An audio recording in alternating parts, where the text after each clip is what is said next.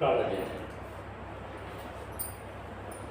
ప్రేమగల మా పరలోక తండ్రి, మహాపరిశుద్ధుడైన దేవ, జీవం గల సజీవుడైన తండ్రి, యుగ యుగములు బ్రతికి ఉన్న దేవ, ప్రభు మా యొక్క ఆయుష్ కాలాన్ని మీరు పొడిగిస్తున్నారు. మీకు వెళ్ళలేని వందనాలు. ఈ యొక్క 2026వ సంవత్సరంలో సగం నెల మీరు మమ్మల్ని కాచినారు, కాపాడినారు, రక్షించినారు, భద్రపరిచినారు, సంరక్షించినారు. మీకు వెళ్ళలేని వందనాలు. ఈ యొక్క జూలై మాసాన్ని మాకు అనుగ్రహించినారు. ఈ యొక్క 2వ దినం కొరకు స్తోత్రాలు. దినమంతా కూడా మా యొక్క పనులలో మీరు చేసిన సహాయం అంతటికై మీకు వెళ్ళలేని వందనాలు. ప్రభు మీ యొక్క దయ, మీ యొక్క జాలి, మీ యొక్క కనికరము, మీ యొక్క కృప, మీ యొక్క ప్రేమ, మీ యొక్క దీర్ఘశాంతాన్ని బట్టి హృదయపూర్వకంగా మిమ్మల్ని స్తుతిస్తున్నాం. మీ యొక్క రెక్కల చాటున మమ్మల్ని భద్రపరుస్తూ కాపాడుతూ వస్తున్నందుకు మీకు వెళ్ళలేని వందనాలు, స్తుతులు, స్తోత్రాలు తెలియజేసుకుంటూ వస్తున్నాం. ఆయన పరలోక తండ్రి, మరి నాయన మీరు మాకు ఇచ్చిన రక్షణకై స్తోత్రాలు, మీరు మాకు ఇచ్చిన పాపక్షమాపణకై స్తోత్రాలు, మీరు మాకు ఇచ్చిన నిత్య జీవంకై స్తోత్రాలు. ఎన్నో అద్భుతమైన వాగ్దానాలు మాకు అనుగ్రహించి ఆ యొక్క వాగ్దానాలను బట్టి మమ్మల్ని ధైర్యపరుస్తున్నారు, బలపరుస్తున్నారు. మీకు వెళ్ళలేని వందనాలు.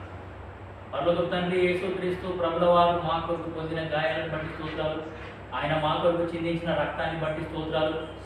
పరలోక తండ్రి, సిలువలో ఆఖరి మాట పలుకుట ద్వారా ఆ యొక్క దేవాలయపు తెర పై నుండి కింది వరకు చినినందుకు మీకు వెళ్ళలేని వందనాలు. తద్వారా మీ యొక్క మందిరంలోకి ధారాళమైన ప్రవేశం మాకు మీరు సమృద్ధిగా స్వేచ్ఛగా మాకు అనుగ్రహించినందుకు మీకు వెళ్ళలేని వందనాలు. మీ ఇంట్లోకి వచ్చే భాగ్యం మాకు ఇచ్చినారు, మీ వాక్యం వినే భాగ్యం మాకు ఇచ్చినారు, మీ స్వరాన్ని వినిపింపజేస్తున్నారు. మమ్మల్ని అందరినీ మీరు క్రీస్తులో అంగీకరించినందుకు మీకు వెళ్ళలేని వందనాలు. పరలోక తండ్రి, సమస్తము చక్కగా చేస్తూ వస్తున్నందుకు మిమ్మల్ని హృదయపూర్వకంగా మేము స్తుతిస్తున్నాము, ఆరాధిస్తున్నాము, గర్వపడుతున్నాము. పరలోక తండ్రి, మమ్మల్ని రక్షించుకున్న తర్వాత ఆత్మీయ ఎదుగుదల కొరకు అపోస్తలుల బోధ, సహవాసము, రొట్టె విరుచుట, ప్రార్థన అనే యొక్క నూతన నిబంధన సంఘ దర్శనంలో మమ్మల్ని ఉంచినందుకు స్తోత్రాలు. పరిచర్య ధర్మం జరిగించడానికి ప్రభు మరి అపోస్తలులు, ప్రవక్తలు, బోధకులు, కాపరులు, ఉపదేశకులని మీరు మాకు అనుగ్రహించినందుకు మీకు వెళ్ళలేని వందనాలు, స్తోత్రాలు తెలియజేసుకుంటూ వస్తున్నాం. పరలోక తండ్రి, ఈ యొక్క పరిచర్యను మీరు ముందుకు నడిపిస్తున్న మీ యొక్క నడిపింపు కొరకు కూడా మీకు వెళ్ళలేని వందనాలు. నీ ముందర నడుచువాడు యెహోవా అనే మాటని ఆరంభించే భాగ్యం మాకు ఇచ్చినారు. పరలోక తండ్రి, మరి నాయన ఈ యొక్క పరిచర్యని, ఈ యొక్క సంఘాన్ని మీరే ముందుండి నడిపిస్తున్నందుకు హృదయపూర్వకంగా మిమ్మల్ని స్తుతిస్తున్నాం. ఈ స్థలానికి వస్తున్న పరిచారకులకై కూడా స్తోత్రాలు. పరలోక తండ్రి, నాయన మరి క్రమం తప్పకుండా అన్ని కూడికలకు అటెండ్ అవుతున్న మీ యొక్క ప్రియులకై కూడా స్తోత్రాలు. వాళ్ళకు రావాల్సిన ప్రశ్నలు కూడా ఇవ్వండి ప్రభు. మరి యెహోవా దొరుకు కాలమున ఆయనను వెతుకుడి అనే మాటకై స్తుతిస్తున్నాం. మీ వాక్యం మాకు దొరికిన టైంలోనే మీ యొక్క వాక్యాన్ని మా హృదయంలో నింపుకొని భద్రపెట్టుకొని లాగా సహాయం చేస్తూ రావాల్సిందిగా కోరుకుంటున్నాం. వచ్చిన మీ ప్రియులకై స్తోత్రాలు. ఇంకా మార్గంలో ఉన్న వాళ్ళని మీరు తీసుకొని రావాల్సిందిగా కోరుకుంటున్నాం. కొన్ని పాటలు పాడబోతున్నాం, దయచేసి సహాయం చేయండి. పాడే పాటలలో వాక్య ధ్యానంలో కూడా మాతో మీరు ఉండవలసిందిగా కోరుకుంటున్నాం. మా గొంతులు తెరవండి, మా కళ్ళు తెరవండి, మా చెవులు తెరవండి, మా హృదయాలు తెరవండి, మా మనసులు తెరవండి, మా యొక్క మనోనేత్రాలు వెలిగించండి. నూతనమైన విధానంలో ప్రభు మరి మీరు మా మధ్యలో కార్యం జరిగించవలసిందిగా చుట్టుపక్కల నుండి వచ్చే శబ్దాలన్నింటినీ విశ్వాసంతో యేసు నామమున గద్దిస్తూ బంధిస్తూ మీ ప్రజల గమనం మీ పైన, మీ వాక్యం పైన ఉండేలాగా సాయం చేయవలసిందిగా కోరుతున్నాం. అంధకార చీకటి శక్తులన్నింటినీ మేము విశ్వాసంతో యేసు నామమున బంధిస్తున్నాం. నా సంఘమును నేను కట్టుదును, పాతాళంలో ద్వారములు దాని ఎదుట నిలవలేవు అని సెలవిచ్చినారు. ఆ యొక్క వాగ్దానాన్ని మేము చేతపట్టుకొని ప్రభు మరి పాతాళానికి పరుగులు తీస్తున్న ప్రజలు ఎంతోమంది ఈ యొక్క కాలనీ వైపు ఉన్నారు. మరి వాళ్ళందరి అడుగులు, వాళ్ళందరి మార్గాలని మీరు మరలించండి. మీ సన్నిధిలోనికి వాళ్ళు పరిగెత్తుకుంటూ వచ్చేలా సాయం చేయవలసిందిగా కోరుతున్నాం. మమ్మల్ని ఈ స్థలాన్ని నిత్య నిబంధన రక్త ప్రోక్షణ కింద తెచ్చుకుంటూ యేసుక్రీస్తు ప్రభుల వారి నామమున స్తుతించి ప్రార్థించడం తండ్రి. ఆమేన్. ఆమేన్.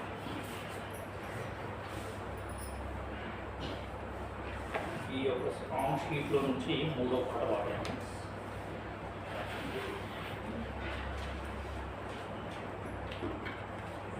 సాంగ్ షీట్స్ మీ దగ్గర ఉన్నాయంటే ఓకే, లేదంటే నేను కొన్ని తెచ్చినాను. ఈ తెచ్చినవి కూడా మీరు తీసుకోవచ్చు. అందరి దగ్గర ఉన్నాయా? మూడో పాట పాడదాం.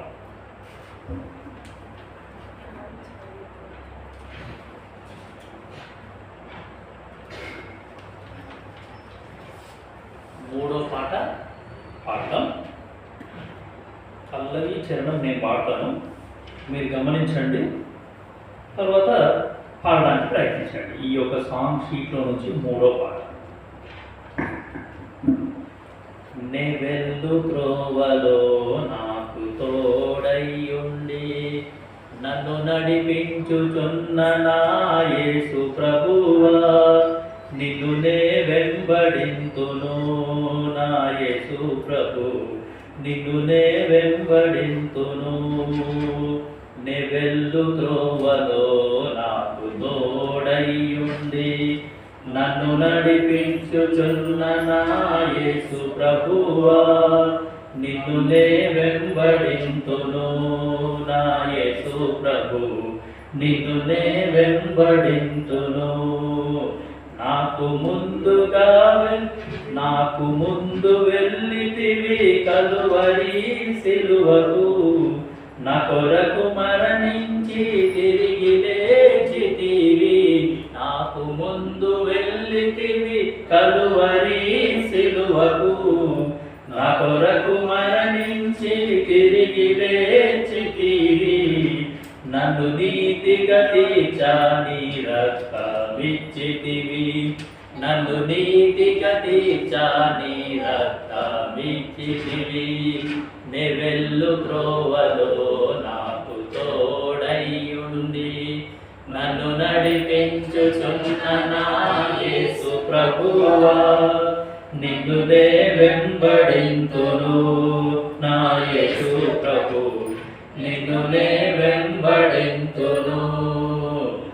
ఇశ్రాయేలీయులకు ముందుగా నడచితివి, ఐగుప్తు చెర నుండి వారి విడిపింపను.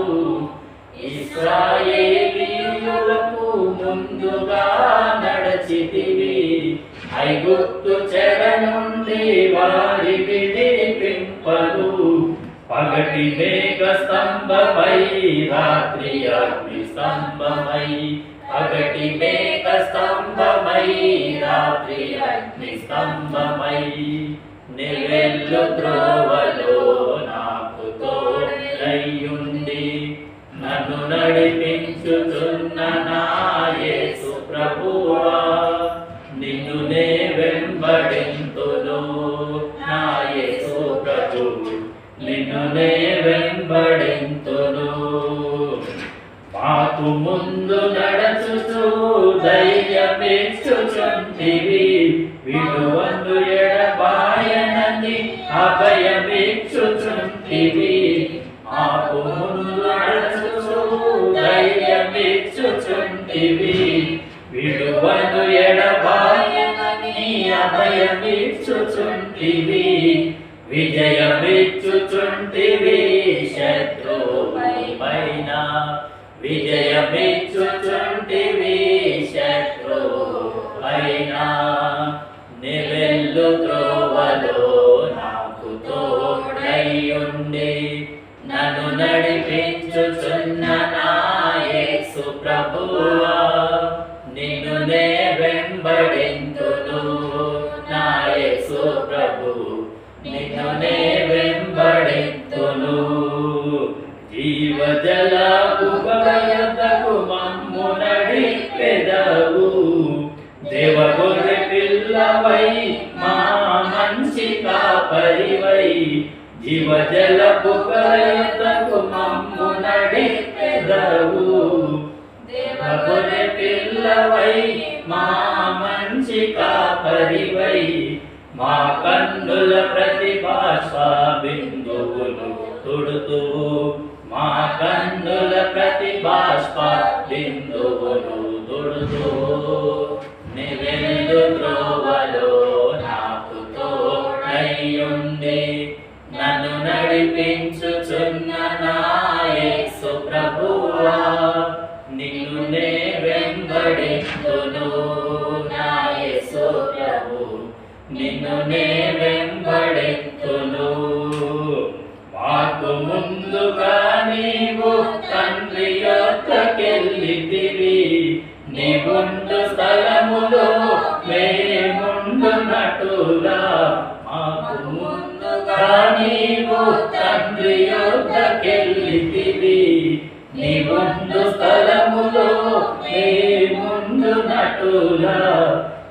మాకు స్థలము సిద్ధపరచి తిరిగిరా నుంటివి, మాకు స్థలము సిద్ధపరచి తిరిగిరా నుంటివి. నీ వెళ్ళు త్రోవలో నాకు తోడైయుండి నన్ను నడిపించుచున్న నా యేసు ప్రభువా, నిన్ను నే వెంబడిత్తును నా యేసు ప్రభువు, నిన్ను నే వెంబడిత్తును. నీ వెళ్ళు త్రోవలో నాకు తోడైయుండి నన్ను నడిపించుచున్న నా యేసు ప్రభువా, నిన్ను నే వెంబడింతును నా యేసు ప్రభువు, నిన్ను నే వెంబడింతును.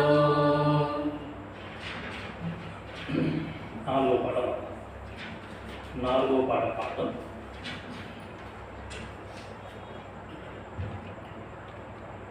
పల్లవి ఒక చరణం నేను పాడతాను, మీరు వినండి, గమనించండి. నడిపించును నా దేవుడు శ్రమకాలమైనా నన్ను విడువడు, నడిపించును నా దేవుడు శ్రమకాలమైనా నన్ను విడువడు. యోర్దానులెదురైన ఎరికోలు ముందున్న, యోర్దానులెదురైన ఎరికోలు ముందున్న, ఎన్నడు నిన్ను ఎడబాయడు, యేసుని ప్రేమ విడనాడదు. ఎన్నడు నిన్ను ఎడబాయడు, యేసుని ప్రేమ విడనాడదు.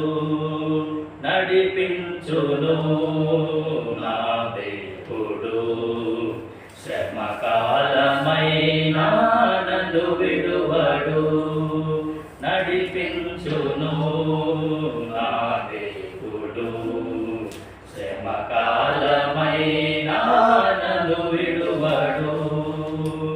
నీ ముందర నడచు దేవుడైన యెహోవా, విడువడు ఎన్నడు నిన్ను ఎడబాయడు. నీ ముందర నడచు దేవుడైన యెహోవా, విడువడు ఎన్నడు నిన్ను ఎడబాయడు. నీ తోడైయుండును నిత్యము నడిపించును, నీ తోడైయుండును నిత్యము నడిపించును. యోర్దానులెదురైన ఎరికోలు ముందున్న, యోర్దానులెదురైన ఎరికోలు ముందున్న, ఎన్నడు నిన్ను ఎడబాయడు, యేసుని ప్రేమ విడనాడదు. ఎన్నడు నిన్ను ఎడబాయడు, యేసుని ప్రేమ విడనాడదు.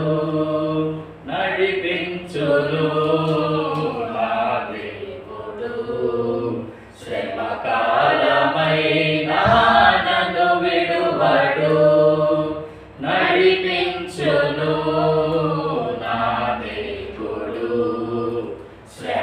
శ్రమకాలమైనా నన్ను విడువడు.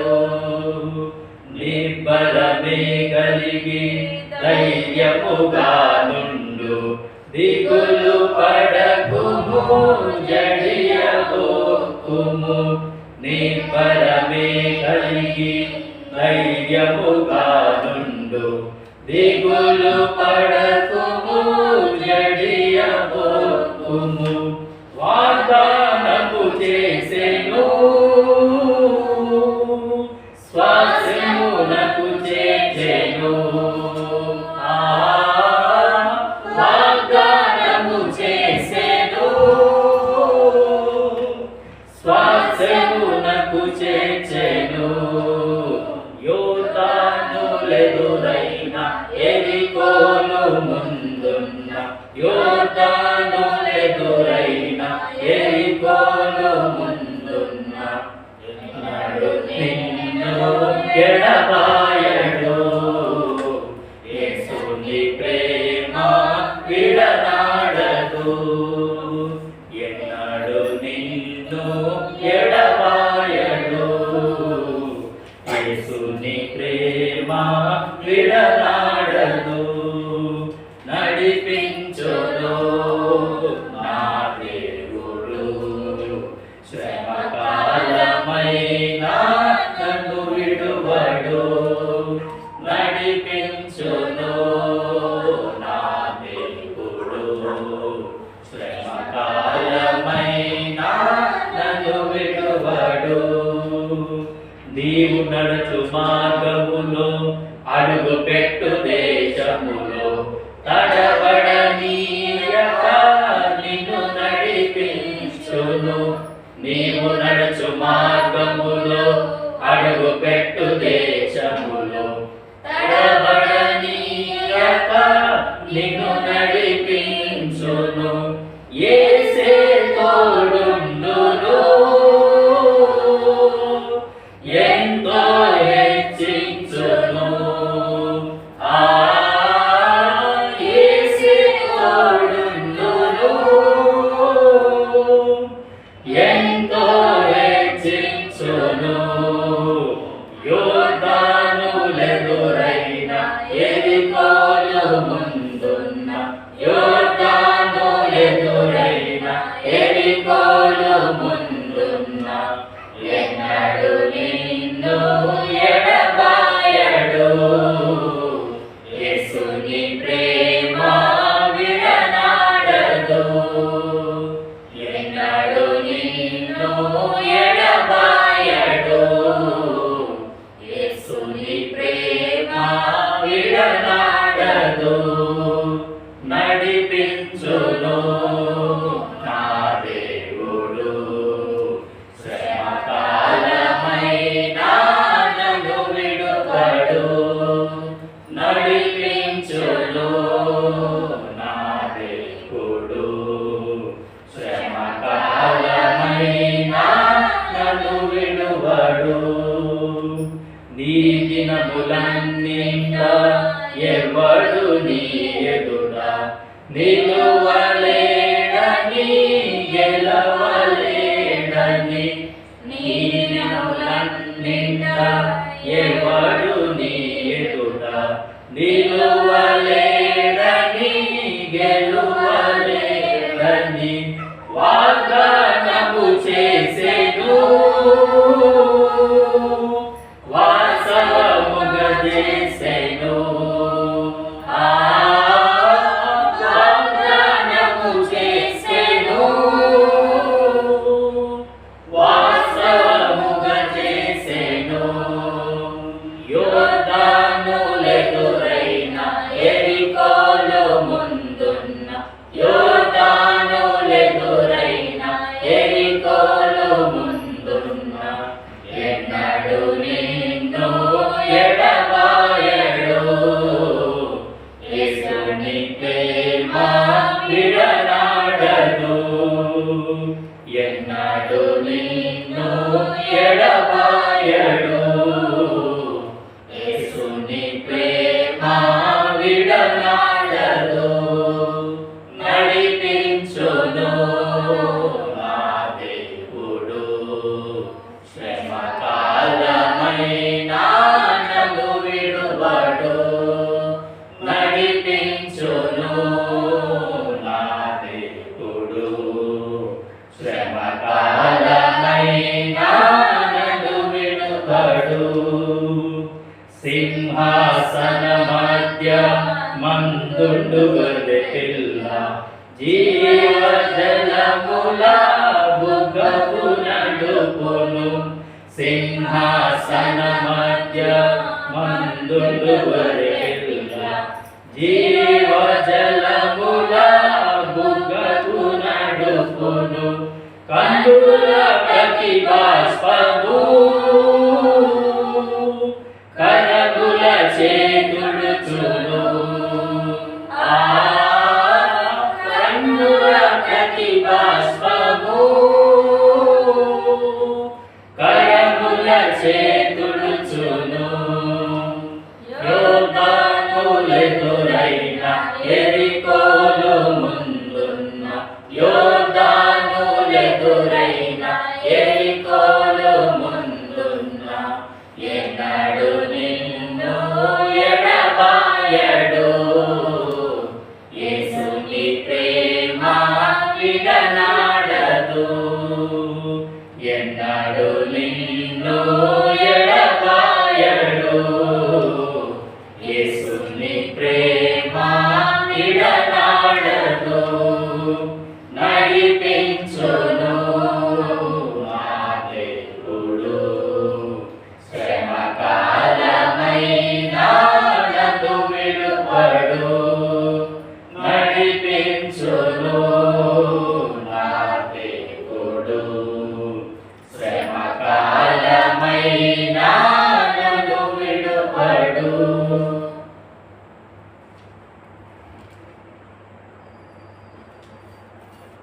ఐదో పాట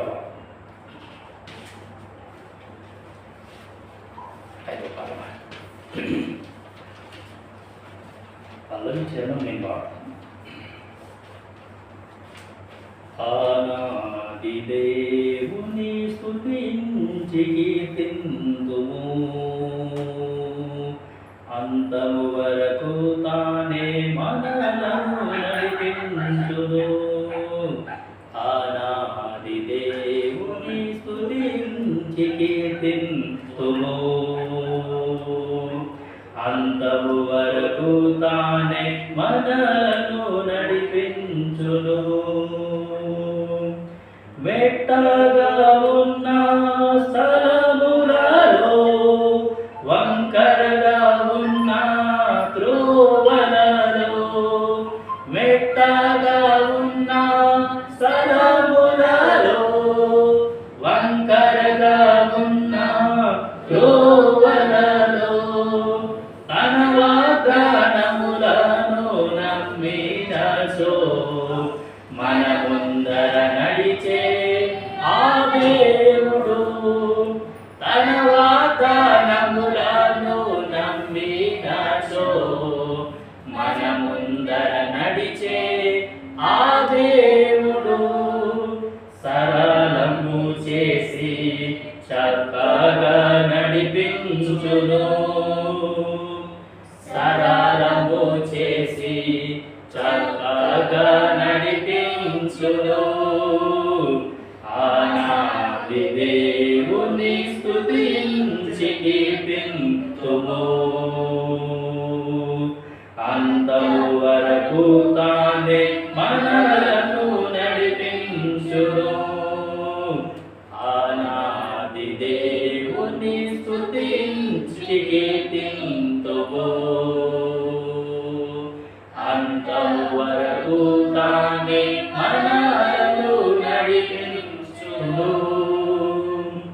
నిరాశ నిస్పృహ శ్రమలలో నడచు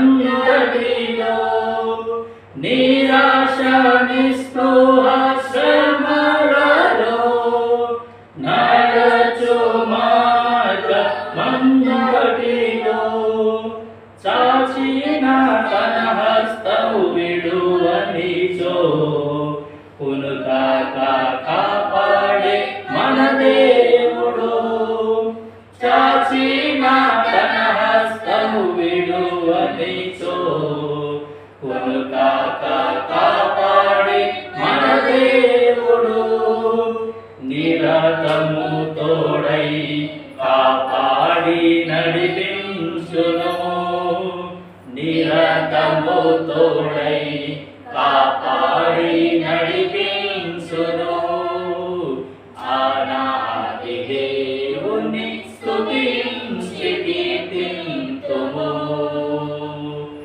అంతము వరకు తానే మనలను నడిపించును ఆనాది దేవుని స్తుతించి కీర్తింతుము.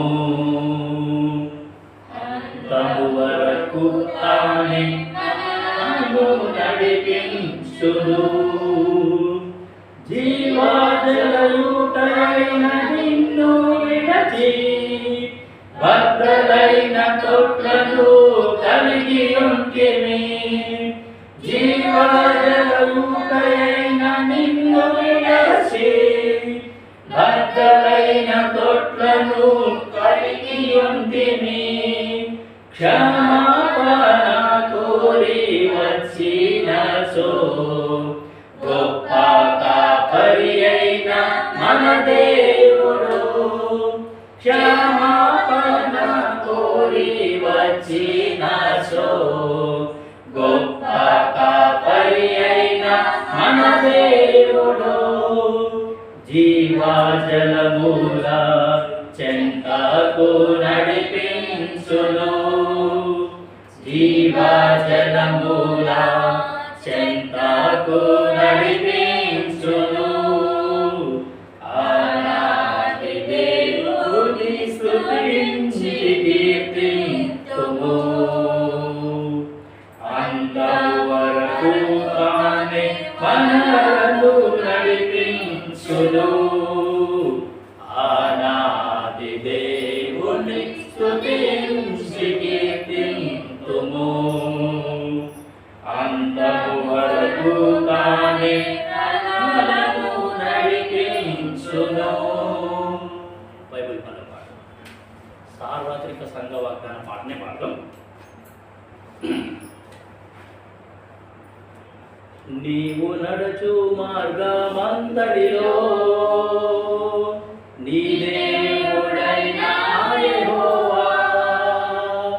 నీవు నడుచు మార్గమంతటిలో నీ దేవుడైన యెహోవా నీకు తోడై యుండును. నీకు తోడై యుండును. నీ ముందర నడుచువాడు యెహోవా. నీ ముందర నడుచువాడు యెహోవా. గొర్రెపిల్ల జీవజలముల బుగ్గల యొద్దకు వాడిని నడిపించును. గొర్రెపిల్ల జీవజలముల బుగ్గల యొద్దకు వాడిని నడిపించును.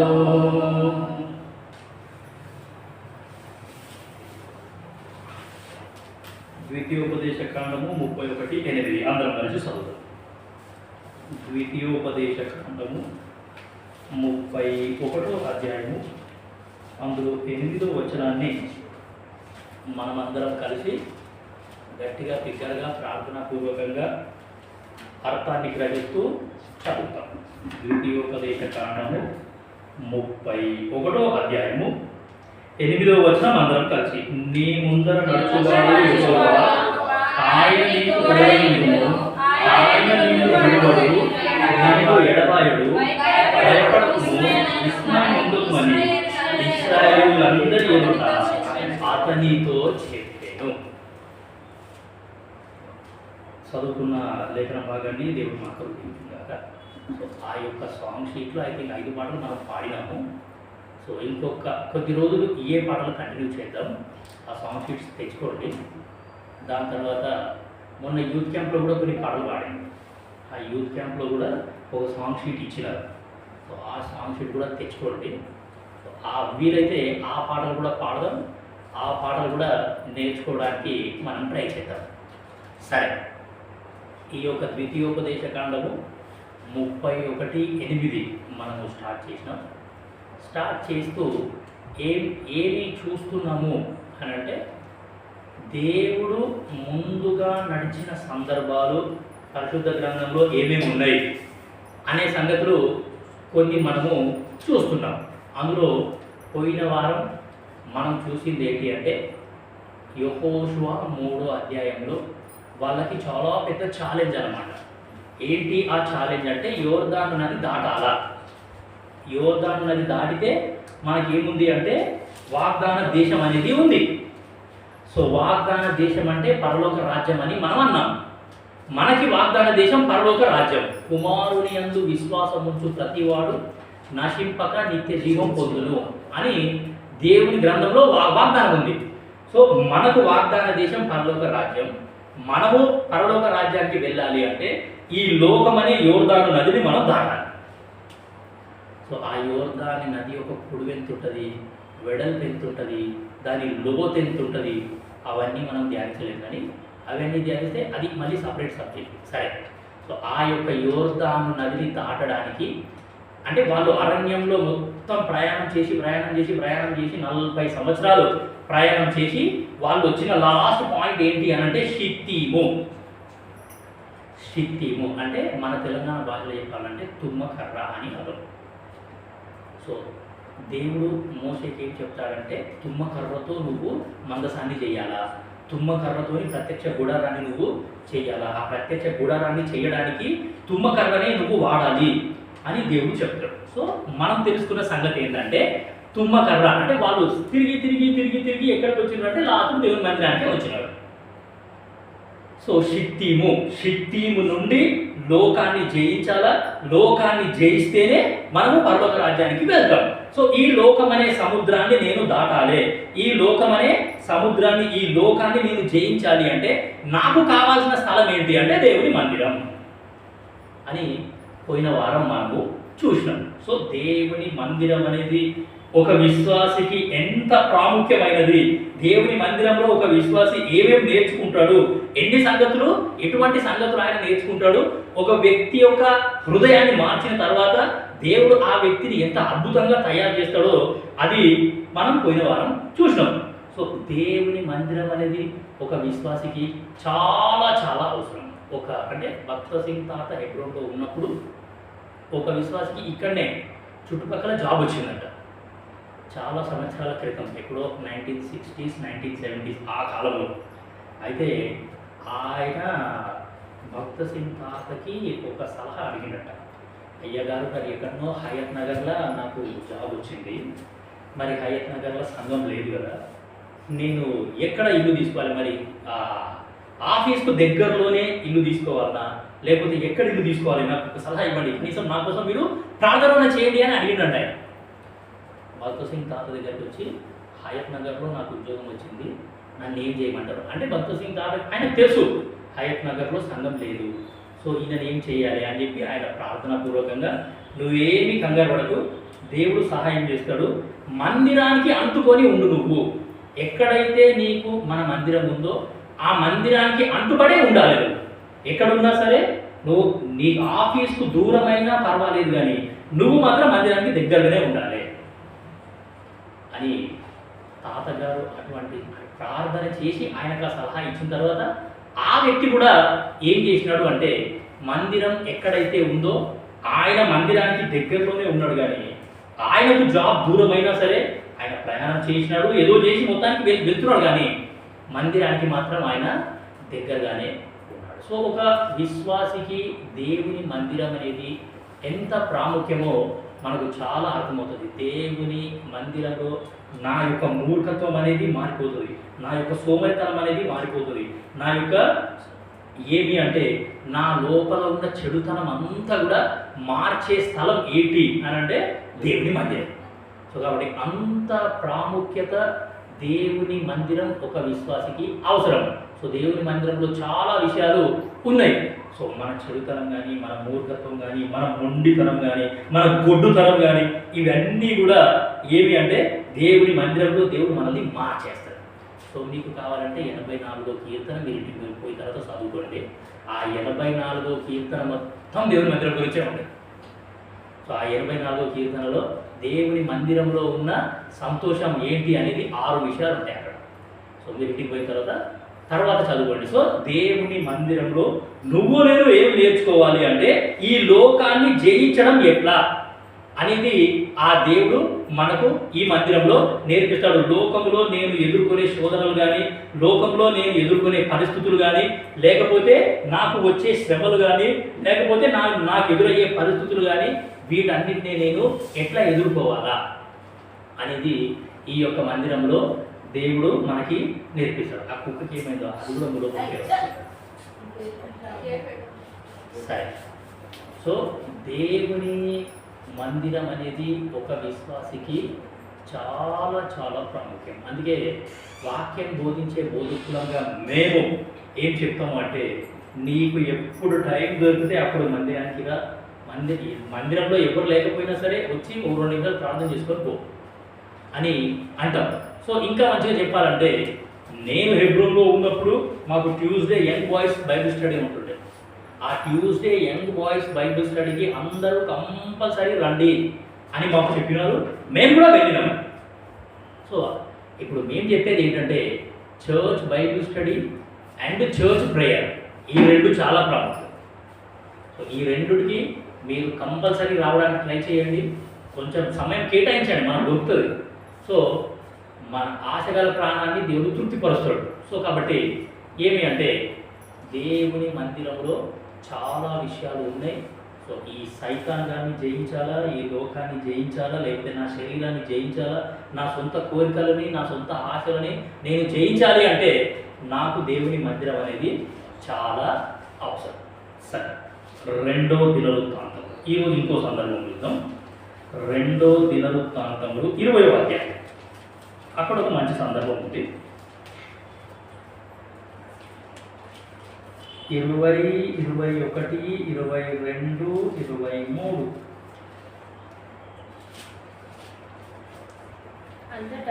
ఒక్క మనం చదువుదాం. ఈ 2వ దినవృత్తాంతములు 20వ అధ్యాయము 17 నుండి చదువుతాం.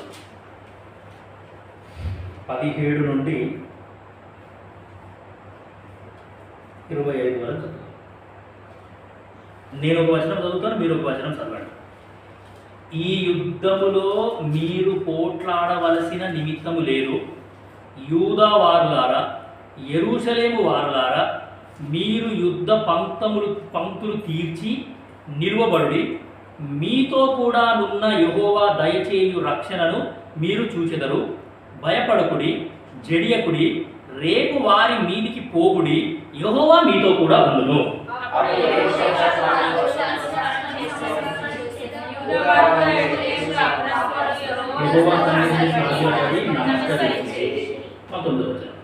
కహాతీయుల సంతతి వారును కోరాహీయుల సంతతి వారునగు లేవీయులు నిలువబడి గొప్ప శబ్దముతో ఇశ్రాయేలీయుల దేవుడైన యెహోవాను స్తుతించిరి. ఉదయమే లేచి యెహోవా అరణ్యమున పోయి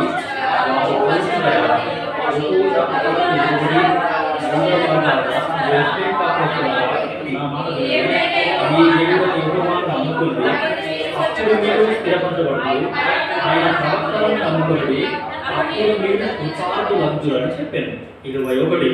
మరియు అతడు జనులను హెచ్చరిక చేసిన తర్వాత యెహోవాను స్తుతించుటకు గాయకులను ఏర్పరచి వారు పరిశుద్ధాలంకారములు ధరించి సైన్యము ముందర నడుచుచు యెహోవా కృప నిరంతరముండును, ఆయనను స్తుతించుడి అని స్తోత్రము చేయుటకు వారిని నియమించెను.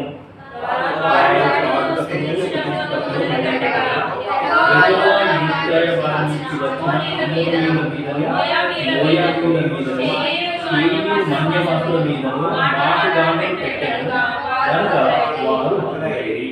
23. అమ్మోనీయులను, మోయాబీయులను, షేయీలు మన్యవాసులను బొత్తిగా చంపి నిర్మూలం చేయవలనని పొంచి ఉండి వారి మీద పడి వారు షేయీలు కాపురస్తులను కడముట్టించిన తర్వాత తమలో ఒకరినొకరు చంపుకొనుటకు మొదలు పెట్టింది. కాపరుల దుర్గం దగ్గరకు వచ్చి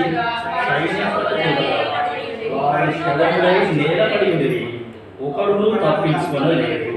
25. యెహోషాపాతును అతని జనులను వారి వస్తువులను దోచుకొనుటకు దగ్గరకు రాగా ఆ శవముల యొద్ద విస్తారమైన ధనమును ప్రశస్తమైన నగలు కనబడను. వారు తమకిష్టమైనంత మట్టుకు తీసుకొని తాము కొనిపోగలిగినంత కంటే ఎక్కువగా ఒలుచుకొనివి. కొల్ల సొమ్ము అతి విస్తారమైనందున దానిని కూర్చుటకు 3 దినములు పట్టెను.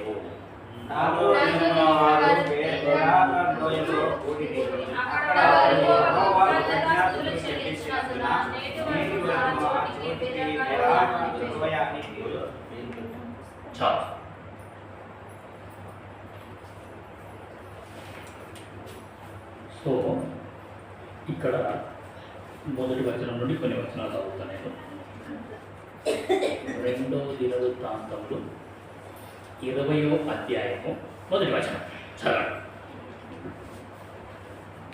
ఇది అయిన తరువాత మోయాబీయులను అమ్మోనీయులను మేయోనీయులలో కొందరును దండెత్తి యెహోషాపాతు మీదికి వచ్చిరి.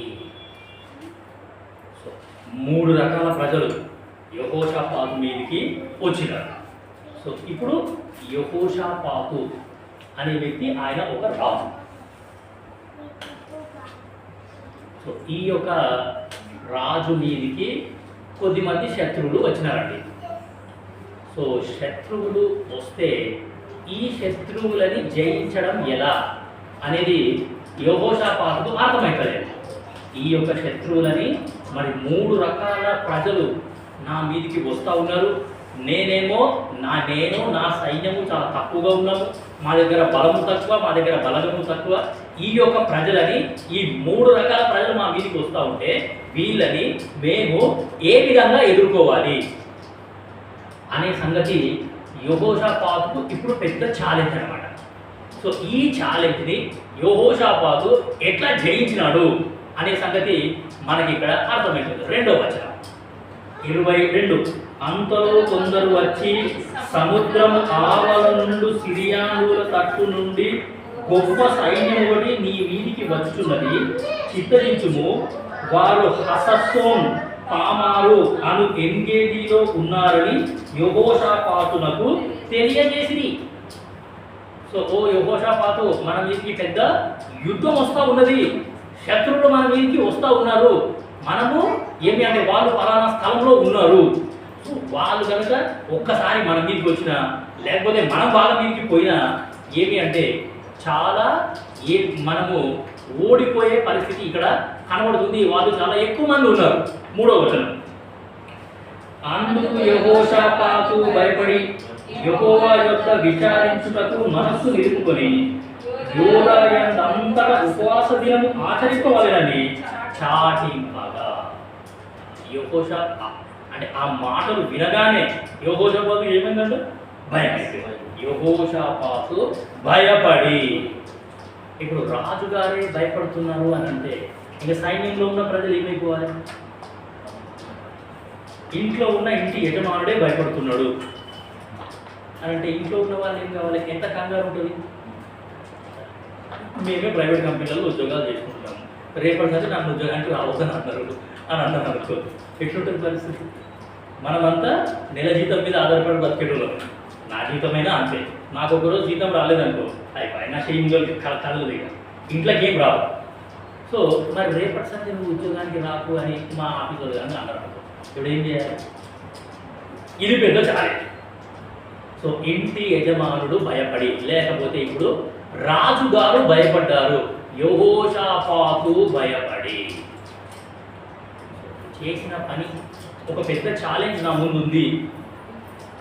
ఆ యొక్క ఛాలెంజ్ని నేను ఎట్లా జయించాలి, ఎట్లా ఎదిరించాలి అంటే యెహోషాపాతుకు వెంటనే ఒక ఆలోచన వచ్చేసింది.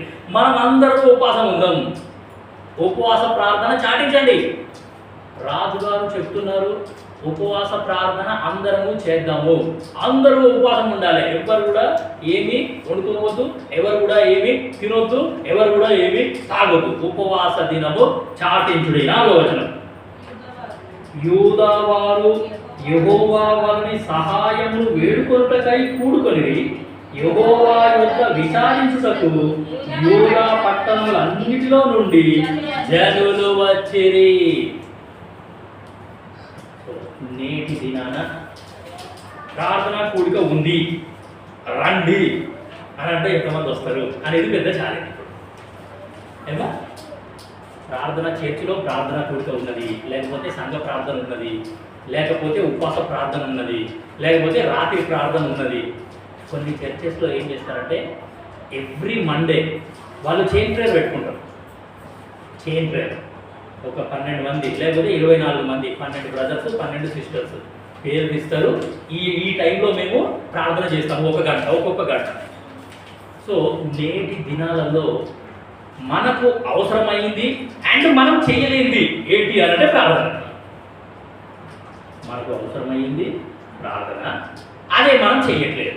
మనకు మన అక్కర్లు తీర్చబడాలి అంటే అది కూడా మనకు ప్రార్థననే కావాలి, అయినా సరే మనము చేయట్లేదు.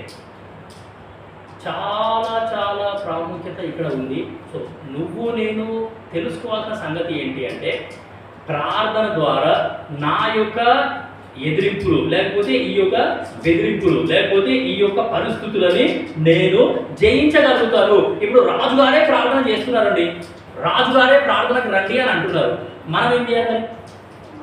రాజుగారి ఆజ్ఞకి లోబడి అక్కడ ఉన్న జనులలో ఏ ఒక్కరు కూడా ఏమి అంటే రాజా వాళ్ళంతా బలాఢ్యులు, మనమంతా శాతగానులము, మనం అందరికీ ఏమవుతుంది, నువ్వే భయపడుతున్నావు, నువ్వే శాతగానుడివి, నువ్వు శాతగానుడు అయినా ఏం రాజ్యం చేస్తావు, రిజైన్ చేయి, రాజీనామా చేయి, వద్దు అన్నదా ఎవరన్నా? అన్నదా ఎవరైనా అట్లా? రాజుగారి యొక్క ఆజ్ఞని ప్రతి ఒక్కరు పాటించారు. నువ్వు నేను అది నేర్చుకోవాలి. రాజుగారు ఉపవాస ప్రార్థనకు రమ్మంటున్నారు అనేసరికి చూడండి ఇంత మంచి మాటలో 4వ వచనం, యెహోవా యొద్ద విచారించుటకు యూదా పట్టణములన్నిటిలో నుండి జనులు వచ్చిరి. కూర్చోడన్న, యూదా పట్టణములన్నిటిలో, యూదాలో ఎన్నెన్ని పట్టణాలు ఉన్నాయో ఆ పట్టణాలన్నిటిలో నుండి ఎంతమంది అయితే ఉన్నారో అందరూ వచ్చేసినట్టు ప్రార్థనలు. సో ఎంత అసలు ఆ ప్రార్థన కూడిక నిజంగా ఎంత అద్భుతంగా జరుగుతుందో నాకైతే చాలా ఆశ్చర్యమవుతుంది. యెహోవా యొద్ద మనము విచారణ చేద్దాం, ఈ యొక్క యుద్ధాన్ని మేము ఎట్లా జయించాలి. ప్రభువా మా దగ్గర శక్తి లేదు, మా దగ్గర ఆయుధాలు లేవు, మా దగ్గర సామర్థ్యం లేదు, మేము శాతగానులము, దయచేసి మాకు ఏదైనా ఒక మార్గం చూపించు, ఈ యుద్ధాన్ని మేము ఎట్లా జయించాలి. 5వ వచనం, యెహోషాపాతు యెహోవా మందిరములో క్రొత్త శాల ఎదుట సమాజంగా కూడిన యూదా యెరూషలేముల జనుల మధ్యను నిలువబడి, సమాజంగా కూడుకున్న కొత్త శాలనంట, కొత్త ప్రేయర్ హాల్ కట్టుకున్నారు వాళ్ళు, కొత్తగా ప్రేయర్ హాల్ కట్టుకున్నారు వాళ్ళు. ఆ యొక్క కొత్త ప్రేయర్ హాల్ కట్టుకున్న వెంటనే వాళ్ళు ఉపవాస దినానికి రండి అనంటే ప్రజలందరూ వచ్చినారు. అందరి ముందు యెహోషాపాతు ఏం చేశాడు అంటే లేచి నిలబడ్డాడు. 6వ వచనం, మా పితరుల దేవా యెహోవా, నీవు ఆకాశమందు దేవుడవై ఉన్నావు, అన్యజనుల రాజ్యములను ఏలువాడవు నీవే, నీవు బాహుబలం గలవాడవు, పరాక్రమం గలవాడవు, నిన్నెదిరించుట ఎవరికి బలము చాలదు. ప్రభువా నువ్వు ఎంత గొప్పనివి, నీ బాహుబలము ఎంత గొప్పది. బాహువు అంటే భుజము అని అర్థం, బలము అంటే భుజంలో ఉన్న బలము, బాహు బలము అంటే భుజంలో ఉన్న బలము అని అర్థం. ప్రభువా నీవు పరాక్రమం గల బాహువు నీకు ఉన్నది, నీవు బాహుబలం గలవాడవు, నీవు అధిక శక్తి సంపన్నుడవు, నీవే సమర్థుడవు అని యెహోషాపాతు ఏం చేస్తున్నాడు అంటే లేచి నిలబడి ప్రజలందరికీ వినిపించేటట్టు ఆయన ప్రార్థన చేస్తున్నాడు. ఎవరైనా సరే ఆరాధన చెయ్యండి అని అంటే అందరికీ వినబడేటట్టు చేయాలి, గుర్తుపెట్టుకోండి. ఎవరైనా సరే ప్రార్థన కూడికకు వచ్చి ప్రార్థన చెయ్యండి అని అంటే అందరికీ వినబడేటట్టు చేయాలా. అది నువ్వు నేను దేవుని మందిరంలో నేర్చుకోవాలా. ఇక్కడ యెహోషాపాతు నిలబడ్డాడు, అందరికీ వినబడేటట్టుగా దేవుడు ఎంత గొప్పవాడో ఇక్కడ ఆయన ప్రజలందరికీ ఒకసారి గుర్తు చేస్తున్నాడు. 5వ వచనం, 20వ అధ్యాయము 5వ వచనం, యెహోషాపాతు యెహోవా మందిరములో వృత్తశాల ఎదుట సమాజంగా కూడిన యూదా యెరూషలేముల జనుల మధ్య నిలువబడి మా పితరుల దేవా యెహోవా నీవు ఆకాశమందు దేవుడివి అన్యజనుల రాజ్యములను ఏలువాడవు నీవే నీవు బాహుబలం గలవాడవు పరాక్రమం గలవాడవు నిన్ను ఎదిరించుటకు ఎవరికి బలం ఉంది ప్రభువా నీ ఎదుట నిలబడే దమ్ములు ఎవరికి ఉన్నాయి అని యెహోషాపాతు జనులను ధైర్యపరుస్తున్నాడు. తనకు తాను కూడా ఆయన ధైర్యం తెచ్చుకుంటున్నాడు. ప్రభువా నీ ఎదుట నిలువదగ్గవాడు ఎవడు కూడా లేడు. నువ్వు తలుచుకుంటే ఏ జనాన్నైనా సరే ఓడించగలవు అని యెహోషాపాతు ఇక్కడ ప్రార్థన చేస్తున్నాడు. 7వ వచనం, నీ జనులైన ఇశ్రాయేలీయుల ఎదుట నుండి ఈ దేశపు కాపురస్తులను తొలివేసి నీ స్నేహితుడైన అబ్రహాము యొక్క సంతతికి దీనిని శాశ్వతంగా నిచ్చిన మా దేవుడవు నీవే. సో బహుశా ఈ ల్యాండ్ మాది. యెహోషాపాతు ఏ ల్యాండ్ లో అయితే ఉన్నాడో, ఏ భూమిలో అయితే ఉన్నాడో ఆ భూమి మాదే. మా భూమిని మేము ఆక్రమించుకోవడానికి వస్తున్నామని ఈ యొక్క అమోరీయులు, లేకపోతే మోయాబీయులు, లేకపోతే ఇంకా మోయాబీయులు, వీళ్ళంతా మేమోనీయులు, వీళ్ళందరూ కూడా బహుశా ఆ జాగ కోసం వస్తున్నారేమో. ఈ జాగ మాది, మేము ఎట్లయినా సరే ఆక్రమించేసుకుంటాం.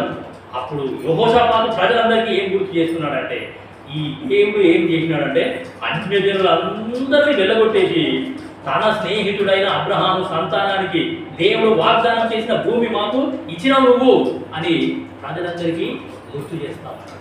సో కాబట్టి ప్రియమైన దేవుని బిడ్డలారా, మన యొక్క పితరులు ఎలాంటి వాళ్ళు ఎలాంటి గొప్ప విజయాలు సాధించినారు, వాళ్ళు ఎట్లా ప్రార్థన చేసినారు, వాళ్ళు ఎట్లా జీవితం కొనసాగించినారో అవన్నీ మనకు ఇక్కడ గుర్తుకొస్తున్నాయి. సరే 7వ వచనం, 8వ వచనం, వారు అందులో నివాసం చేసి కీడైనను, యుద్ధమైనను, తీర్పైనను, తెగులైనను, కరవైనను మా మీదికి వచ్చినప్పుడు మేము ఈ మందిరము ఎదుటను నీ ఎదుటను నిలువబడి మా శ్రమలో నీకు మొరపెట్టిన ఎడల. మా పితరులంతా కూడా ఏం చేసినారంటే, వాళ్ళ మీదికి తెగులు వచ్చినా సరే, వాళ్ళ మీదికి కీడు వచ్చినా సరే, వాళ్ళ మీదికి యుద్ధం వచ్చినా సరే, వాళ్ళ మీదికి కరువు వచ్చినా సరే, వాళ్ళ మీదికి ఇంకా ఏమొచ్చినా సరే, వాళ్ళంతా ఏం చేసినారంటే మందిరానికి వచ్చినారు, వాళ్ళు నిర్మల పెట్టినారు. నువ్వు వాళ్ళకు దారి పెట్టినావు, నువ్వు వాళ్ళని విడిపించినావు. కాబట్టి ఇప్పుడు నేను కూడా ఏం చేస్తున్నా, అదే పని. ఎవరికైనా సరే అదే పని, ఎవరైనా సరే అట్లనే చేయాలి. ఇప్పుడు బైబిల్లో హన్నా ఉన్నది. యాక్చువల్లీ ఆ ఎల్కానాకు 2 భార్యలు, ఒకే ఇంట్లో ఉన్నారు అందరూ. ఒక భార్యకేమో పిల్లలు అయ్యిండు, ఇంకో భార్యకేమో పిల్లలు అయితలేదు. ఎట్లుంటుంది? ఆ యొక్క తన వైరి అయిన పెనిన్న, ఆ పెనిన్న ప్రతిరోజు కొసే కొట్టుదానా, నువ్వే కొట్టుదాన్ని, నీ లోపలనే లోపం ఉంది, నా భర్త లోపల లోపం లేదు, నాకు పుట్టిన కదా పిల్లలు, నీ లోపలనే లోపం ఉంది, నీ లోపలనే లోపం. ప్రతిరోజు అన్న ఏం చేసింది? దేవుని మందిరానికి ఏమవుతుంది? మీకు అర్థమవుతుందా దేవుని వాక్యం? దేవుడు ఇంట్లో కోసం ప్రార్థన చేయొచ్చు కదా, దేవుని మందిరం కోసం అవసరం ఏముంది? వచ్చిన మళ్ళీ 7వ వచనం, నీ జనులైన ఇశ్రాయేలు ఎదుట నుండి ఈ దేశపు కాపురస్తులను తొలివేసి నీ స్నేహితుడైన అబ్రహాము యొక్క సంతతికి దీనిని శాశ్వతంగా ఇచ్చిన మా దేవుడవు నీవే. వారు అందులో నివాసం చేసి కీడైనను, యుద్ధమైనను, తీర్పైనను, తెగులైనను, కరువైనను మా మీదికి వచ్చినప్పుడు మేము ఈ మందిరం ఎదుట నీ ఎదుటను నిలవబడి మా శ్రమలో నీకు మొరపెట్టిన ఎడల నీవు ఆలకించి మమ్మును రక్షించుదు అని అనుకొని ఇచ్చట నీ నామ ఘనత కొరకు ఈ పరిశుద్ధ స్థలమును కట్టించిరి, నీ పేరు ఈ మందిరములకు పెట్టబడింది కదా. సో ప్రియమైన దేవుని బిడ్డలారా, ఈ పరిశుద్ధ స్థలం దేవుడు ఎందుకు ఏర్పాటు చేసినాడు? ఇప్పుడు బేతేలు ప్రార్థనా మందిరం ఎయిర్పోర్ట్ కాలనీలో ఈ పరిశుద్ధ స్థలాన్ని దేవుడు ఎవరి కోసం ఏర్పాటు చేసినాడు? ఎందుకు ఏర్పాటు చేసినాడు అంటే మనందరి కొరకు.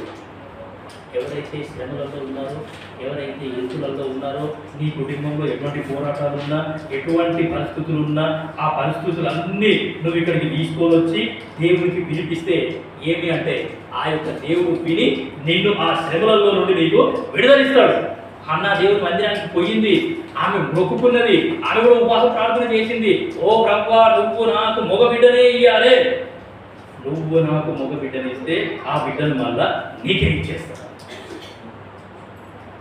సో కాబట్టి అన్న యొక్క ప్రార్థన దేవుడు విన్నాడు. అదేవిధంగా మన ప్రార్థనలు కూడా దేవుడు ఖచ్చితంగా వింటాడు. దేవుడు నమ్మదగిన వాడు. సరే, ఇక్కడ చూడండి 9వ వచనం. నీవు ఆలకించి మమ్మును రక్షించుదు అని అనుకొని ఇచ్చట నీ నామ ఘనత కొరకు ఈ పరిశుద్ధ స్థలమును కట్టించి నీ పేరు ఈ మందిరములకు పెట్టబడెను కదా. సో ఈ పరిశుద్ధ స్థలం ఎవరి కొరకు అంటే మన కొరకే. ఈ పరిశుద్ధ స్థలానికి దేవుని పేరు ఉన్నది. దాని తర్వాత ఈ పరిశుద్ధ స్థలం దేవుని నామ ఘనత కొరకు. అనేది నువ్వు నేను ఇక్కడ అర్థం చేసుకోవాల్సిన సంగతి. దాని తర్వాత 11 ఇశ్రాయేలీయులు ఐగుప్తులో నుండి వచ్చినప్పుడు నీవు వారిని అమ్మోనీయులతోనూ మోయాబీయులతోనూ సేయీరు మన్యవాసులతోనూ యుద్ధం చేయనీయలేదు కనుక నిర్మూలం చేయక వారి యొద్ద నుండి తొలగిపోయింది. సో ఇప్పుడు వస్తున్న ఈ శత్రువులంతా ఎవరు అంటే యాక్చువల్లీ మా పితరుడు ఇంతకుముందే వాళ్ళని చంపేయాలి. ఇంతకుముందే వాళ్ళని ఏం చెయ్యాలి అని అంటే మా పితరులంతా వాళ్ళు అరణ్యం నుండి బయటకు వచ్చినప్పుడు వీరు వాళ్ళతో యుద్ధం చేసినారు. కానీ దేవుడు ఏం చేసినాడంటే మీరు వాళ్ళని అసలు నిర్మూలం చెయ్యకండి, వాళ్ళ నుండి తొలగి వెళ్ళిపోండి అని అన్నాడు. వాళ్ళు ఆనాటి సంధి ఈనాటి వరకు ఇంకా అట్లనే ఉన్నారు. లోపల అలాంటినే పెంచుకున్నారు. వాళ్ళు దాని గురించే ఆలోచిస్తున్నారు. ఎప్పుడు టైం దొరుకుతుంది, ఎప్పుడు టైం దొరుకుతుంది, ఎప్పుడు టైం దొరుకుతుంది, వీళ్ళ మీద ఎప్పుడు పగ సాధిస్తాం, ఆ యొక్క సమయం కొరకు ఎదురు చూస్తున్నారు. నువ్వు నిర్మూలం చేయమని లేదు, వాళ్ళు నిర్మూలం చేయలేదు, ఇప్పుడు మా మీదకి వస్తున్నారు, మేము ఏం చేయాలి? ముందుకు చదవం. మేము స్వతంత్రించుకునవలనని మమ్మల్ని తోలివేయుటకై వారు బయలుదేరి వచ్చి మాకెట్టి ప్రత్యుత్కారము చేయుచున్నారో దృష్టించుము. వాళ్ళు మా మీదికి వచ్చి ఎట్లా ప్రత్యుపకారం చేయబోతున్నారు ఇప్పుడు దయచేసి నువ్వు చూడు ఒకసారి. తర్వాత చదువు. మా దేవా, నీవు వారికి తీర్పు తీర్చవా? మా మీదికి వచ్చి ఈ గొప్ప సైన్యముతో యుద్ధము చేయుటకును మాకు శక్తి చాలదు. మేము ఈ యొక్క యుద్ధము చేయలేము, మా వల్ల కాదు. మా సైన్యం చాలా తక్కువగా ఉంది, మా బలం చాలా తక్కువగా ఉంది, మా బలగం కూడా చాలా తక్కువగా ఉంది. మేము శాతగానులము, మా వల్ల కాదు, నువ్వే మాకు దిక్కు. తర్వాత అదే మాట్లాడదా, నీవే మాకు దిక్కు అని ప్రార్థన. సో రాజుగారు ప్రార్థన చేస్తున్నారు. సో రాజుగారు ప్రార్థన చేసిన తర్వాత ప్రజలందరూ కూడా వింటున్నారు. ప్రజలందరూ కూడా ఆయన ప్రార్థనకి ఏకీభవిస్తున్నారు. సో సంఘంలో ప్రార్థన జరుగుతుంది అంటే ఇక్కడిక్కడ తెక్కు చూడడము, లేకపోతే ఫోన్ చూడడము, లేకపోతే లేచి వెళ్ళిపోవడము అట్లా చేయకూడదు. ఒక వ్యక్తి ప్రార్థన చేస్తున్నాడు అంటే ఇంకో వ్యక్తి వినాలా, ఏకీభవించాలా, ఆమెనని చెప్పాలి. ఇక్కడ ప్రజలందరూ కూడా రాజుగారు ప్రార్థన చేస్తుంటే ఆ రాజుగారి ప్రార్థనకి వాళ్ళు ఏకీభవిస్తున్నారు. అందరూ కూడా రాజుగారు ఏమని ప్రార్థన చేస్తున్నారు అని వింటున్నారు. అసలు నేను నేర్చుకున్నది ఏంటి అంటే ప్రార్థన కూడికలో ప్రార్థన చేసేటప్పుడు ఒక వ్యక్తి చేసిన ఆ అంశాలన్నీ కూడా నేను విన్న తర్వాత ఆ వ్యక్తి చేసిన అంశాలనే మనం నేను చేయకూడదు, మనం వేరే అంశాలు చేయాలి.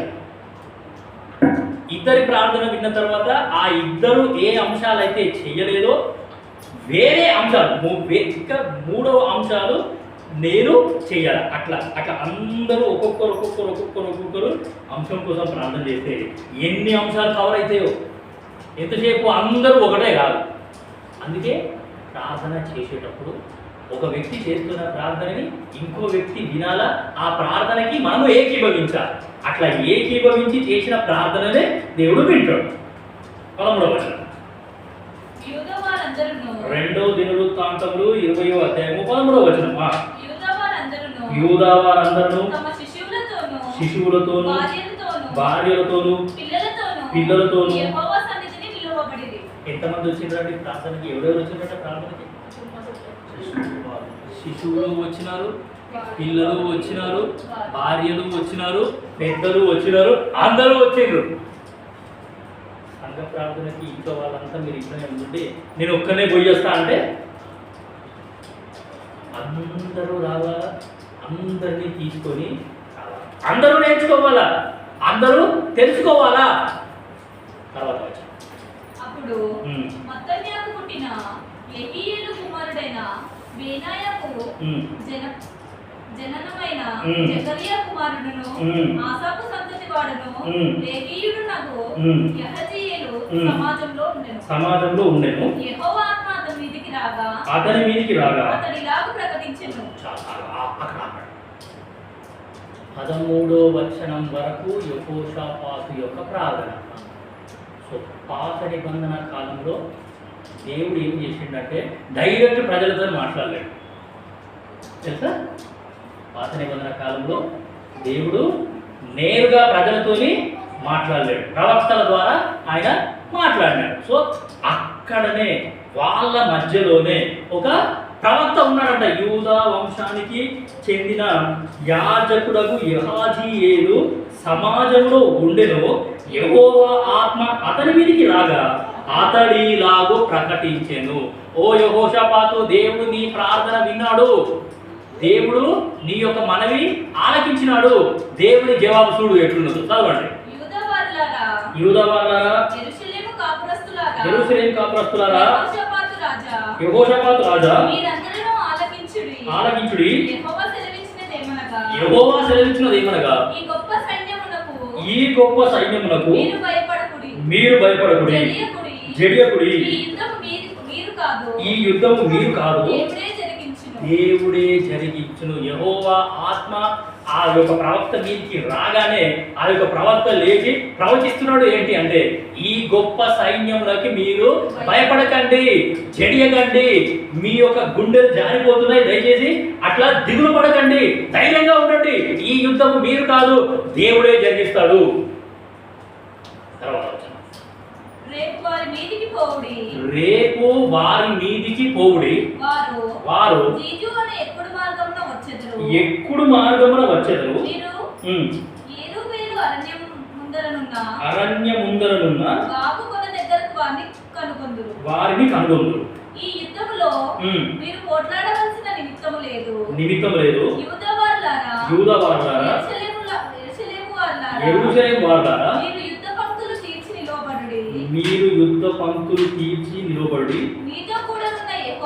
మీతో కూడా నున్న యెహోవా దయచేయు రక్షణను మీరు చూచెదరు. భయపడకుడి, జడియకుడి. రేపు వారి మీదికి పోవుడి, యెహోవా మీతో కూడా ఉండును. సో దేవుని యొక్క సమాధానము అంటే ఆన్సర్ ఆఫ్ ప్రేయర్. సో ఆ యొక్క ప్రార్థనకి ప్రతిఫలంగా దేవుడిచ్చిన జవాబు ఏంటి అని అంటే ఈ యుద్ధంలో మీరు పోట్లాడవలసిన పనే లేదు. జస్ట్ దేవుడు వాళ్ళకు ఒక మార్గం చూపెట్టినాడు అంతే. వాళ్ళకి ఇట్లా ఎప్పుడు మార్గాన వస్తారు, వాళ్ళు ఎక్కగానే ఇట్లా దిగుతారు కదా, ఆ దిగిన ప్లేస్లోనే మీరు ఉండండి. ఆ యొక్క దిగిన ప్లేస్లో మీరు ఉండండి. మీరు పోట్లాడవలసిన అవసరం లేదు, మీరు వాళ్ళని చూసి భయపడాల్సిన అవసరం లేదు. అయ్యో వాళ్ళు దగ్గరకు వస్తున్నారు వచ్చి మేము ఏమైపోవాలి అంటే ఏం కంగారు పడకండి, మీరు ధైర్యంగా ఉండండి. రేపు యెహోవా దయచేయు రక్షణను మీరు చూస్తారు. సో మన అంశం ఏంటి అంటే నీ ముందర నడుచువాడు యెహోవా అనేది మన అంశం. దాని తర్వాత వచనాలు మనం చదివినాం అనుకోండి, అక్కడ దేవుడే డైరెక్ట్గా వెళ్ళి వాళ్ళతో యుద్ధం చేస్తారు. చూడండి, యెహోషాపాతు కానీ, ఆ యూదా వారు కానీ, ఇశ్రాయేలు వారు కానీ అసలు వాళ్ళతోని యుద్ధం చేయరు, వాళ్ళతోని మాట్లాడరు, వాళ్ళని తిట్టరు, వాళ్ళని కొట్టరు, వాళ్ళతోని మాట కలపరు, చూపు కలపరు, ఏమీ కలపరు. వాళ్ళు జస్ట్ అట్లా వెళ్ళేసరికి దేవుడు ఏం చేస్తాడంటే కొద్దిమంది మాటుగాండ్రులు ఆల్రెడీ పెట్టేసినాడు. చూడండి 21వ వచనం. మరియు అతడు జనులను హెచ్చరిక చేసిన తరువాత యెహోవాను స్తుతించుటకు గాయకులను ఏర్పరచి. సో ఈ యొక్క దేవుని యొక్క ఆన్సర్, ప్రార్థనకి జవాబు పొందుకున్న తర్వాత యెహోషాపాతు ఏం చేసినాడు అని అంటే, అప్పుడు వాళ్ళందరికీ ధైర్యం వచ్చేసింది. దేవుడు ఖచ్చితంగా మనకు జయం అనుగ్రహిస్తాడు, దేవుడే యుద్ధం చేస్తాడు, మీరు చూడండి అని చెప్పేసి సంతోషంతో వాళ్ళు పాటలు పాడుతున్నారు. సంతోషంతో వాళ్ళు దేవుణ్ణి స్తుతిస్తున్నారు. స్తుతించే వాళ్ళని ముందు పెట్టినాడు, పాటలు పాడే వాళ్ళని ముందు పెట్టినాడు. మీరు పాటలు పాడుకుంటా ముందు వెళ్ళండి, మేమంతా మీ వెనకాల వస్తాము. చదవండి 21. వారు పరిశుద్ధాలంకారములు ధరించి సైన్యము ముందర నడుచుచు యెహోవా కృప నిరంతరం ఉండును, ఆయనను స్తుతించుడి అని స్తోత్రం చేయుటకు వారిని నియమించెను. సో పాటలు పాడుకుంటూ దేవుణ్ణి స్తుతిస్తూ వాళ్ళంతా ముంగలికి వెళ్తా ఉన్నారు. అంటే వీళ్ళ విశ్వాసం ఏంటి అంటే, ఈ యుద్ధంలో మనము గెలిచేసినాము, దేవుడు మనకు జయం అనుగ్రహించినాడు, దేవుడు మనకు వాగ్దానం చేసినాడు, ఆ వాగ్దానం చేసిన వాడు నమ్మదగిన వాడు, మనం గెలిచినప్పుడు ఇప్పుడు మనం దేవుడిని స్తుతిస్తాం. ఎంత మనము గెలిచేసినాము, ఇప్పుడు ఏం చేద్దాం, మనము దేవుణ్ణి స్తుతిద్దాము అని చెప్పి అందరూ పాటలు పాడుకుంటూ స్తుతించుకుంటూ కూర్చున్నారు. తర్వాత వచనం చదవండి, దేవుడు యుద్ధం ఎట్లా చేసిందో చూడండి. వారు పాడుటకును స్తుతించుటకును మొదలు పెట్టగా యెహోవా యూదా వారి మీదికి వచ్చిన అమ్మోనీయుల మీదను, మోయాబీయుల మీదను, షేయీరు మన్యవాసుల మీదను మాటుగాండ్లను పెట్టెను కనుక వారు హతులైంది. ఈ మాటుగాండ్రు ఎవరు? దేవుని యొక్క దూతలు, లేకపోతే దేవుని యొక్క సైనికులు. ఈ యొక్క మాటుగాండ్రు అనే మాట బైబిల్ మొత్తంలో ఇది ఒక్కటే చదువు వచ్చింది. మాటుగాండ్రు అంటే దేవదూతలు అని అర్థం. మాటుగాండ్రు అంటే దేవుని సైనికులు అని అర్థం. సో దేవుడు ఏం చేసినాడంటే, ఆయన ముందు వెళ్ళినాడు, ఆ యుద్ధంలో ఆయననే ఇన్వాల్వ్ అయినాడు, ఆయననే డీలింగ్ చేసినాడు, ఆ యొక్క మాటుగాండ్రును పెట్టినాడు. ఆ మాటుగాండ్రు అంతా ఏం చేసినారు అని అంటే, ఆ శత్రువులందరినీ చంపేసినాడు. వీళ్ళు వెళ్ళి ఈ యెహోషాపాతు కానీ, ఇశ్రాయేలీయులు కానీ, యూదా వాళ్ళంతా వెళ్ళి చూసేసరికి అన్ని శవాలే కనపడేవారు. శవం తప్ప ఇంకేమి వాళ్ళ కనపడలేదు. 22వ వచనం. వారు పాడుటకును స్తుతించుటకును మొదలుపెట్టగా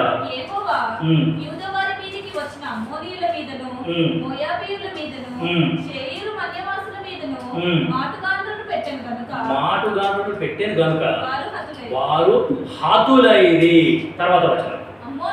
అమ్మోనీయులను, మోయాబీయులను, షేయీరు మన్యవాసులను బొత్తిగా చంపి నిర్మూలము చేయవలనని పొంచి ఉండి వారి మీద పడిరి. వారు షేయీరు కాపురస్తులను కడముట్టించిన తర్వాత తమలో ఒకరినొకరు చంపుకొనుటకు మొదలు పెట్టేది. ఎంత మంచిగా యుద్ధం చేసిండండి దేవుడు. మాటుగాండ్రును పెట్టినాడు, ఆ మాటుగాండ్రు 10 మందిని చంపేసినారు. దాని తర్వాత వాళ్ళంతా వాళ్ళే ఒకరికొకరు చంపుకుంటున్నారు. ఇది దేవుడు చేసే యుద్ధం. మనం చేయాల్సింది ఏమీ లేదు అక్కడ. దాని తర్వాత కింద వచనాలు చదివితే వాళ్ళను పూర్తిగా దోచుకుంటారు వాళ్ళు. చదువు 24. యూదావారు అరణ్యమందున్న కాపరుల దుర్గముల దగ్గరకు వచ్చి సైన్యముల తట్టు చూడగా వారు శవములై నేలపడి ఉండిరి, ఒకడును తప్పించుకొనలేదు. చూసారా, వీళ్ళు ఏమైనా యుద్ధం చేసినా జరుగుతున్నా, జస్ట్ దేవుడు మార్గం చెప్పినాడు అంతే. మీరు వెళ్ళిపోండి, మీరు వెళ్ళండి, ధైర్యంగా ఉండండి, దిగులు పడకండి, భయపడకండి. శత్రువు కనీసం మిమ్మల్ని ముట్టడంలో ముట్టాడు. ఇంకా శత్రువు కనీసం మిమ్మల్ని టచ్ కూడా చేయడు, మీ మీద ఈగ కూడా వాలదు. అంత భద్రంగా నేను మిమ్మల్ని కాపాడుతా, మీరు చూడండి, జస్ట్ ధైర్యం విశ్వాసంతో అటు ముందుకు వేయాలి అంతే. సో వాళ్ళు పోయి ఆడ చూసేసరికి ఒక్కడు కూడా మిగలలేడంట, అందరూ చనిపోయారంట. అన్ని శవాలే చూసేవారు. అరే మేము చూస్తామేమో అనుకున్నాం, వాళ్ళే చచ్చారు. దేవుడు యుద్ధం చేస్తే ఇట్లా ఉంటుంది. సో నాకు వచ్చే అంటే ఇప్పుడు వీళ్ళకంటే ముందు పోయింది ఎవరు? అది మన అంశాన్ని గుర్తుపెట్టుకోండి, అంశంలోనే ఉండండి. సో దేవుడు ముందు వెళ్ళినాడు అనే సంగతి ఇది ఎక్కడ రాయబడలేదు, కానీ మనం అర్థం చేసుకోవాలి. దేవుడే ముందు వెళ్ళినాడు, వాళ్ళతో యుద్ధం చేసినాడు, ఆ యొక్క యుద్ధంలో వీళ్ళకి ఎంతో గొప్ప జయం అనేది అనుగ్రహించాడు. సో కాబట్టి నువ్వు ఎటువంటి పరిస్థితి గుండా వెళ్తున్నావో తెలియదు. నీ ప్రాబ్లమ్స్ నీకున్నాయి, నా ప్రాబ్లమ్స్ నాకున్నాయి, చర్చ్ ప్రాబ్లమ్స్ చర్చ్కున్నాయి, మన ఇంట్లో ప్రాబ్లమ్స్ ఇంట్లో ఉన్నాయి. సో ఏ సమస్యలైనా సరే, ఏ పరిస్థితులైనా సరే, ఈ పరిస్థితులను అన్నిటినీ మర్చిపోయి ప్రభువా నువ్వు ముందున్నావు, యెహోషాపాతుకు ఎటువంటి విజయం అయితే ఇచ్చినావో, ఇశ్రాయేలీయులకు ఎటువంటి విజయం అయితే నువ్వు ఇచ్చినావో, అటువంటి విజయమే నువ్వు మాకు కూడా ఇస్తావు. ఈ పరిస్థితులన్నింటినీ నువ్వు బయటికి పడేస్తావు, చంపేస్తావు నువ్వు వాటిని. ఈ పరిస్థితులు ఎప్పటికీ ఉండేవి కావు. మా నిందని నువ్వు తొలగించేస్తావు, మా అవమానాన్ని నువ్వు తొలగించేస్తావు, మేము సంతోషిస్తాము, మమ్మల్ని నువ్వు నడిపిస్తావు అనే ఆ యొక్క ధైర్యంతో, విశ్వాసంతో నువ్వు నేను తర్వాత వచనం కదా యెహోషాపాతును అతని జనులను వారి వస్తువులను దోచుకొనుటకు దగ్గరికి రాగా ఆ శవముల యొద్ద విస్తారమైన ధనమును ప్రశస్తమైన నగలును కనబడెను. వారు తమకు ఇష్టమైనంత మట్టుకు తీసుకొని తాము కొనిపోగలిగినంత కంటే ఎక్కువగా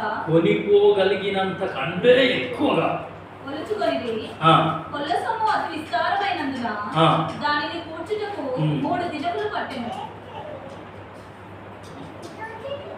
అర్థమవుతుంది దేవుడు ఎంత అద్భుతంగా వాళ్ళ అక్కర తీర్చినాడు అంటే ఈ విధంగా కూడా దేవుడు మన అక్కర తీరుస్తాడు.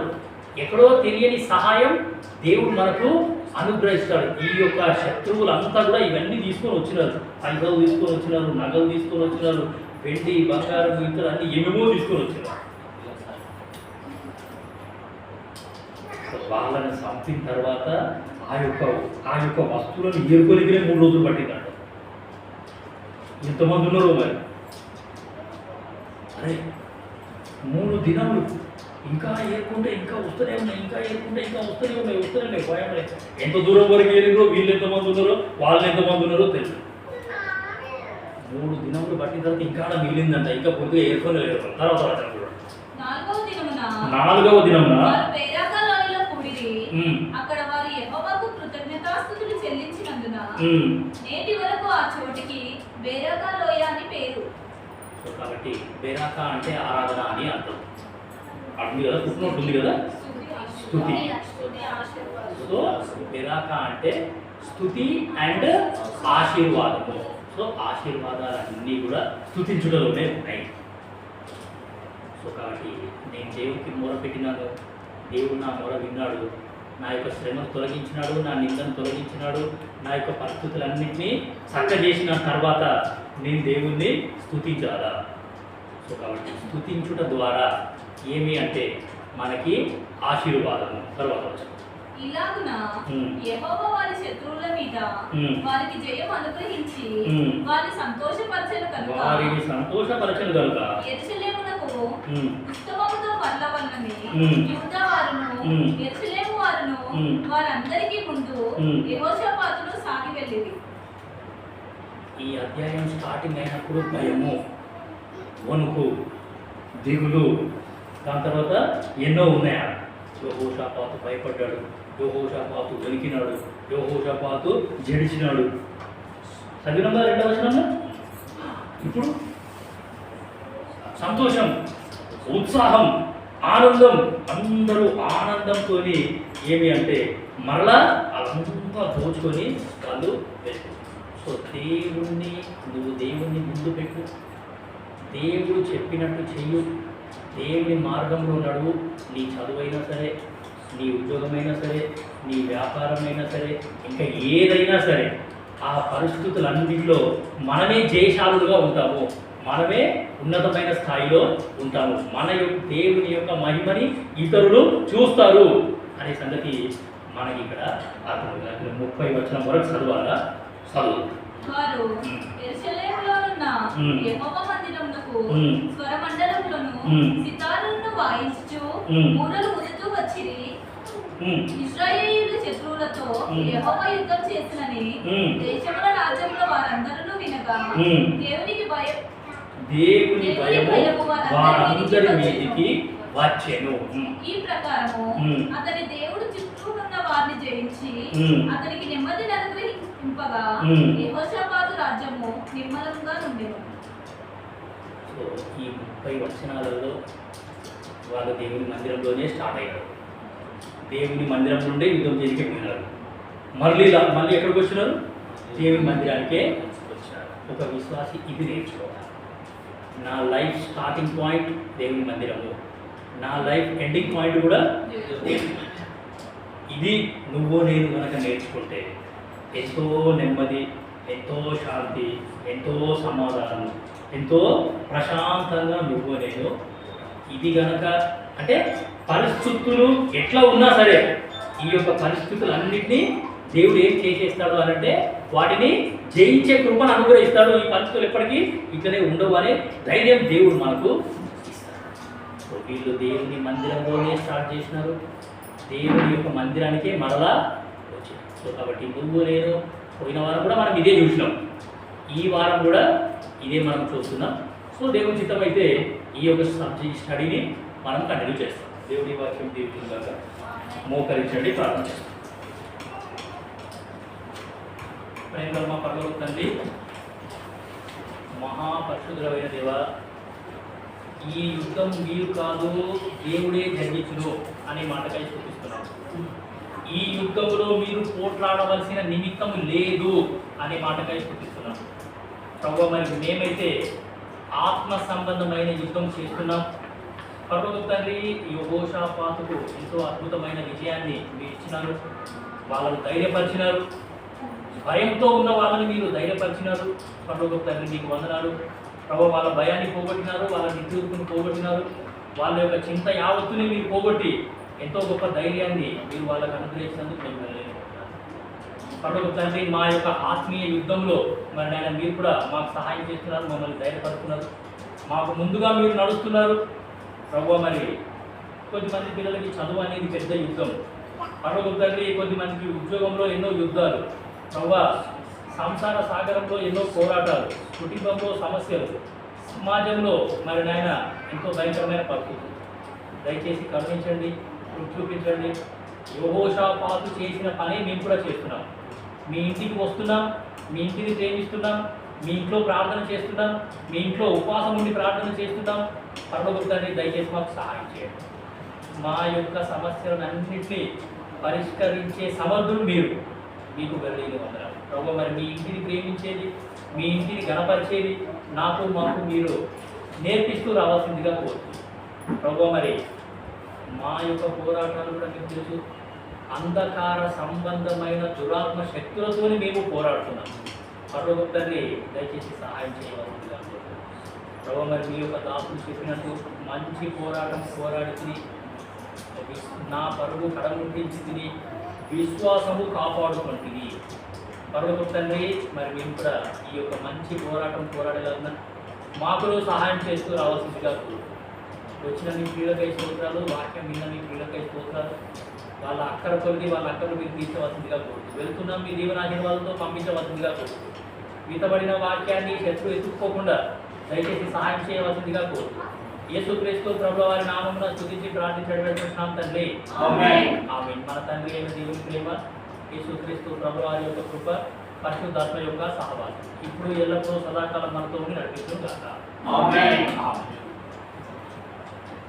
Praise the lord.